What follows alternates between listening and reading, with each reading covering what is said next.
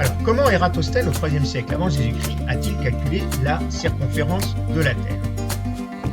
On va commencer par un petit peu d'histoire. Il y a 2200 ans, un papyrus attira l'attention d'Ératosthène, alors directeur de la bibliothèque d'Alexandrie.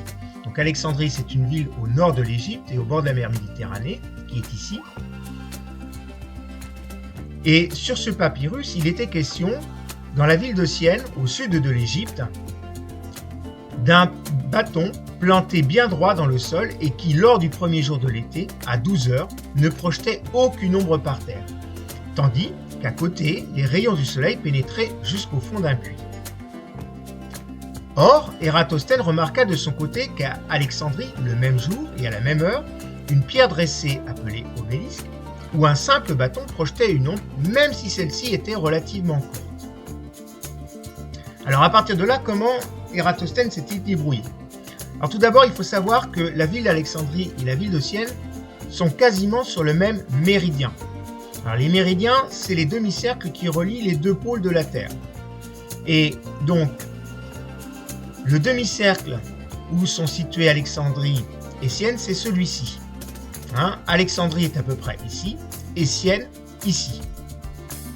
Alors on va représenter la Terre vue de coupe, avec ici le méridien sur lequel est la ville d'Alexandrie représentée par le point A et la ville de Syène représentée par le point S.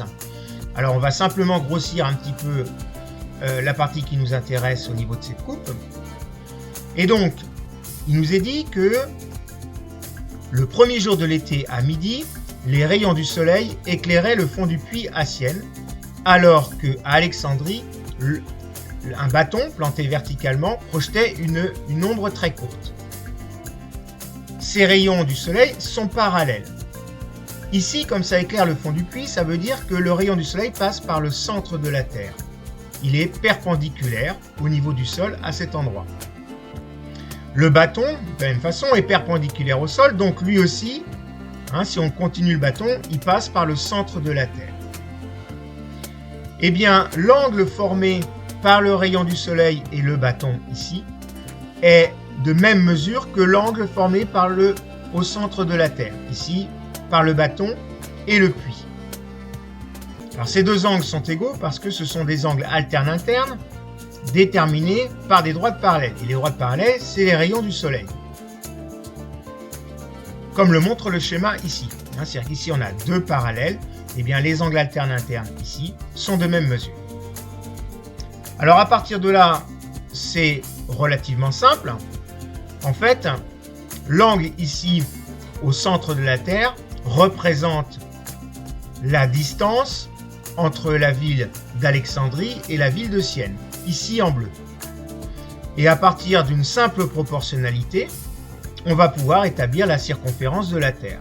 À savoir, la distance ici, eh bien, Ératosthène a pu mesurer la distance entre les deux villes. L'angle ici, il a pu le mesurer, alors bien entendu pas au centre de la Terre, mais au niveau du bâton et du rayon solaire. Et enfin, on sait que le cercle total, c'est 360 degrés.